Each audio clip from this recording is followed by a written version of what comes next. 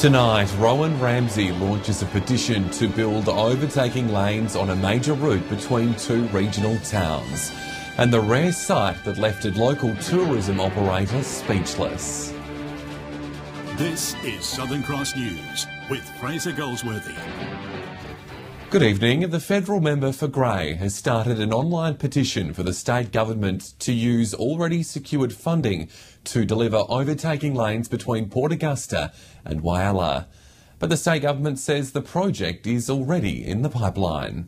Commuters and travellers between Port Augusta and Whyalla know the struggle of not having a lane to overtake. $4 million of federal funding has been secured for overtaking lanes, as well as a promise from the state government to commit 20%. But the local federal member says not a single step has been made. That's a roulette ball that we shouldn't be playing with the general public riding on these roads. Look, the money is there. It is there. They have the responsibility of tendering the project and getting the project done. I just want them to get on with the job. It's been 18 months since the state government made the commitment, so Mr Ramsey has started an online petition to get the ball rolling. I'm not trying to just sort of get a political point here, but I'm left with I've sort of minded my time, and I'll give them time. I don't want to make an unfair judgment on their actions. But it's just got to the point where I can't ignore it anymore, and really I can't force them to spend the money that we've made available. It seems his bid has worked, with the member for Giles revealing a date today. Design work and site investigations have already commenced.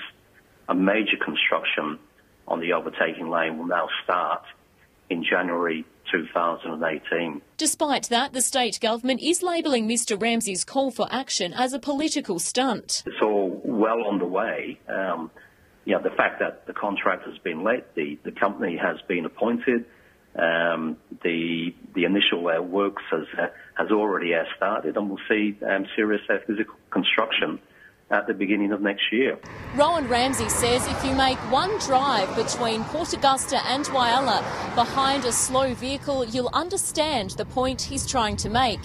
There's also concerns that no overtaking lanes yet installed could be an issue of safety. It takes a very long stretch of road to safely get past a B-double or a two-trailer road train on the highway without exceeding the speed limit, and therefore it can put the drivers and other road users at risk should they try to do so. Amelia Simpson, Southern Cross News. A proposal by Nick Xenophon to slash the number of MPs in Parliament has been criticised by some of the local politicians. Eddie Hughes and Dan Van Holst Pelican say while they can see the practicality, it'll hurt regional residents.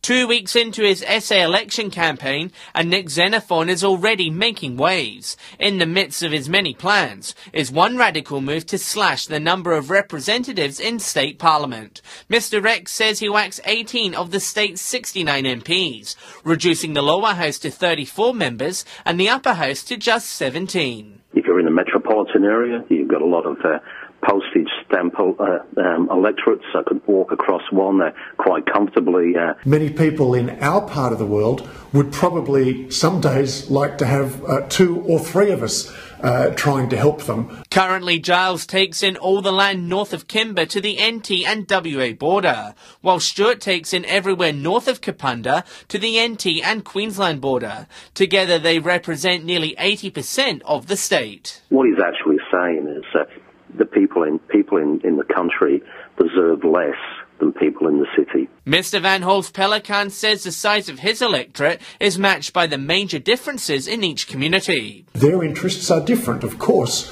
to the people of Port Augusta, who understandably have different interests to the people in the Riverland or in the Barossa Valley. He's concerned regional issues will be diluted by a lack of representation. My overwhelming focus is to make sure that country and outback people have the best representation possible, and that is not going to happen if there are fewer MPs doing it. John Hunt, Southern Cross News. 35 Eyre Peninsula residents have been chosen to carry the Queen's baton during the 2018 Gold Coast Commonwealth Games relay. One lucky Port Lincoln family will have multiple representatives, with 2 sisters asked to take part.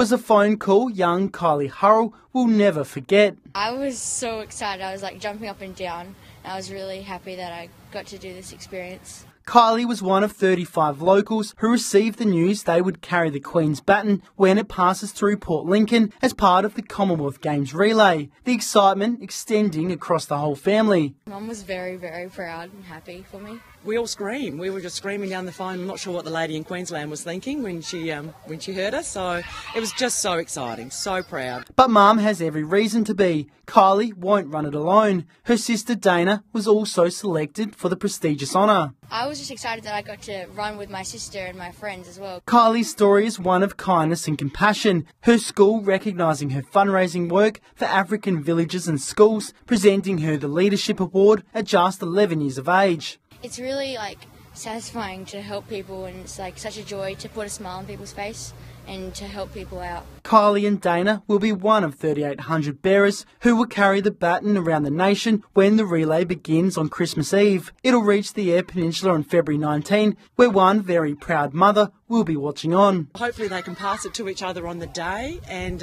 I'm sure there'll be lots of tears, but lots of proud tears and happy tears. Jason Kemp, Southern Cross News. If you're feeling the need for speed this weekend, well, you might want to head to the Broken Hill Speedway. Sprint car races will kick into gear this Saturday night, and organisers say it's going to be a blast.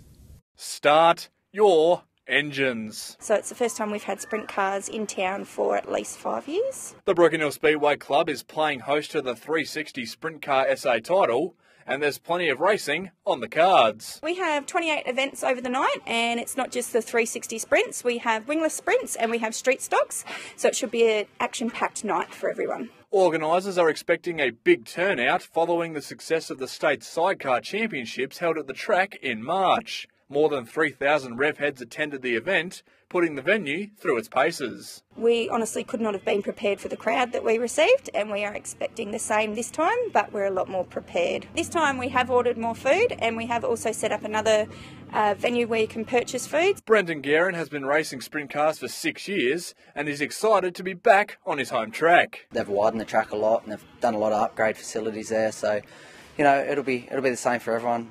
So there's no such local advantage, I don't believe.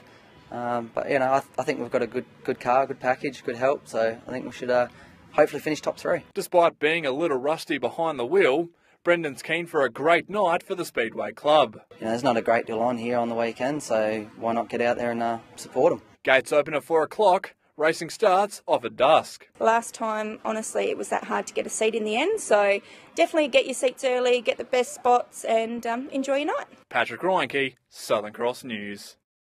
Stay with us after the break. The new owners of the Whyalla Steelworks chip in to bring some Christmas cheer. That's next.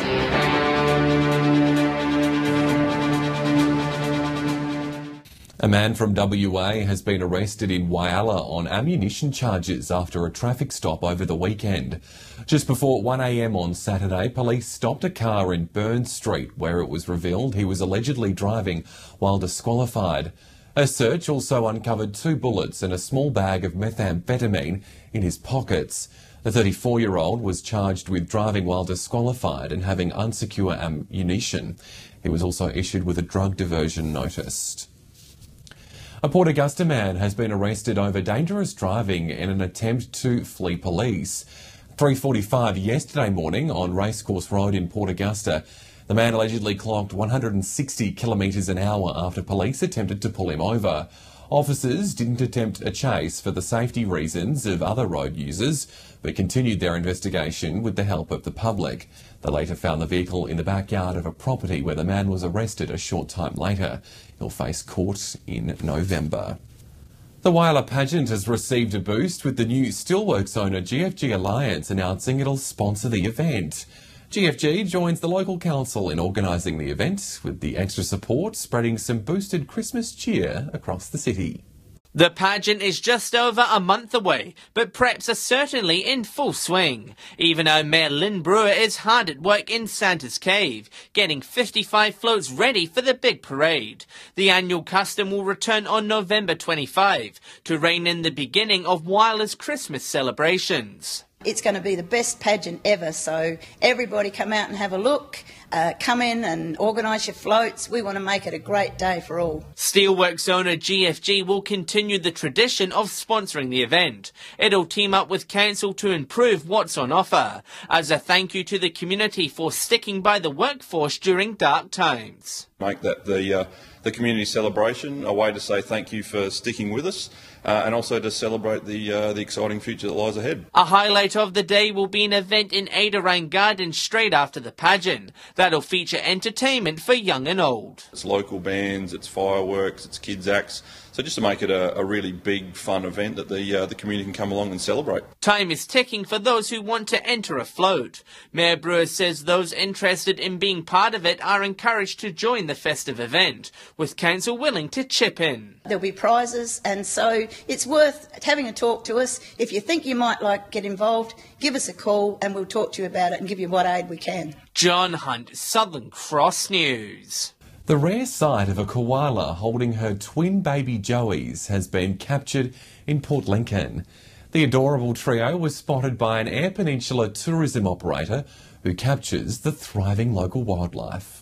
Going Off Safaris has been showcasing the EP's renowned wildlife to tourists for more than a decade. There's not much that catches operator Dave Lunch-Dowdle and his crew off guard during their adventures. But on a recent trip, the group spotted something that left them speechless. You know, just unbelievable to see this very unique and rare find of twin koala joeys amongst the trees here. And yeah, we had a group of Chinese people and they were astounded as what we are. The rare find had Lunch and his team clamouring to record something very few had witnessed. All the fuss on the ground, not drawing much bother from Mum or the twins. Obviously, it's a bit of a challenge for the doe koala there.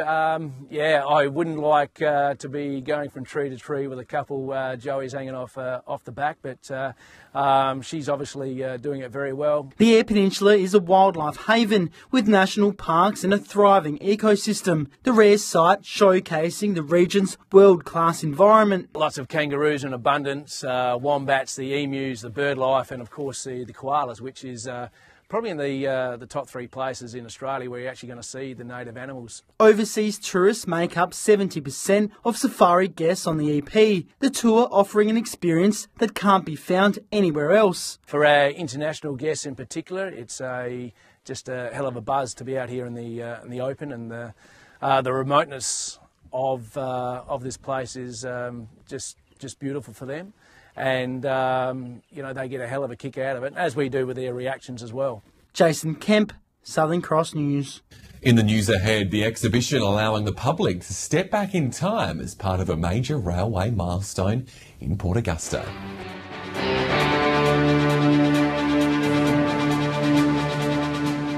Port Augusta is set to celebrate the centenary of the Trans-Australian Railway this weekend. A local gallery will allow the public to step back in time, showcasing the history of an industry that helped form the town. Amelia Simpson has more. On Sunday, it will be 100 years since the first passenger train left this platform for Kalgoorlie in Western Australia on the Trans-Australian Railway. And in the lead up to the event, Port Augusta's Platform Gallery is unveiling the railway's history in an exhibition. This exhibition is actually one of the activities that have been organised, and we're very pleased to have it in the gallery.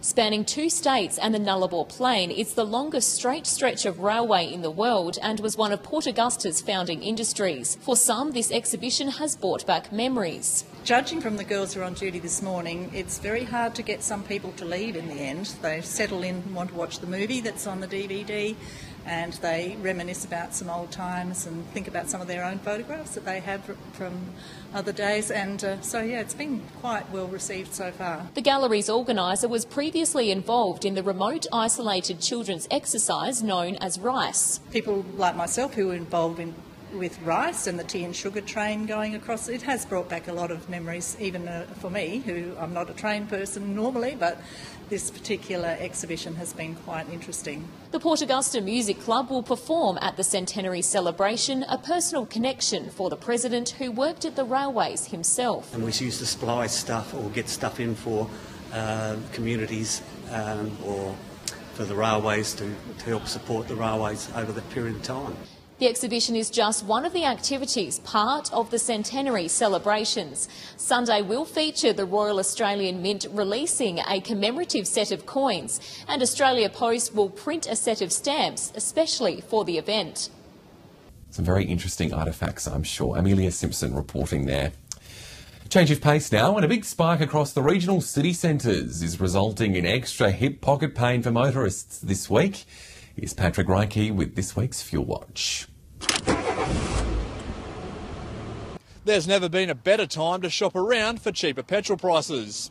As South Australia comes out of school holidays, we're all paying a lot more at the Bowser. Starting with unleaded, and Port Lincoln is the first to see a big increase, with the price up to $1.32 a litre. Whyalla is up by 4 cents, Port Augusta is up by 3. Port Pirie has jumped from $1.25 to $1.29, but Kadina will hurt the most. Another big spike sees the town averaging an unsettling $1.35. There's no respite for Broken Hill. The Silver City is also up by 3 cents. Adelaide is not the place to be right now either. The price soaring by almost 30 cents and now stands at around $1.41.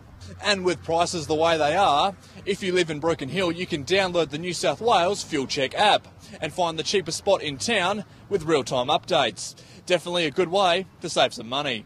To diesel now, when Port Lincoln's prices have gone through the ceiling. An 11-cent spike puts the average at around $1.39. Whyalla, Port Augusta and Port Pirie have all seen 2-cent jumps, while Kadina enjoys a week of no movement. Broken Hill has also seen no change and is still paying around $1.32. Good news down in Adelaide, the state capital is down to $1.23. Now remember, these prices are the regional averages and they do not reflect any one particular outlet. And if you do find a spot that does sell unleaded or diesel for cheaper, let us know on our Facebook page. Stay with us. After the break, Nicole will have all the local weather details. Very hot across the region today, but a cool change is on its way. I'll have your forecast next.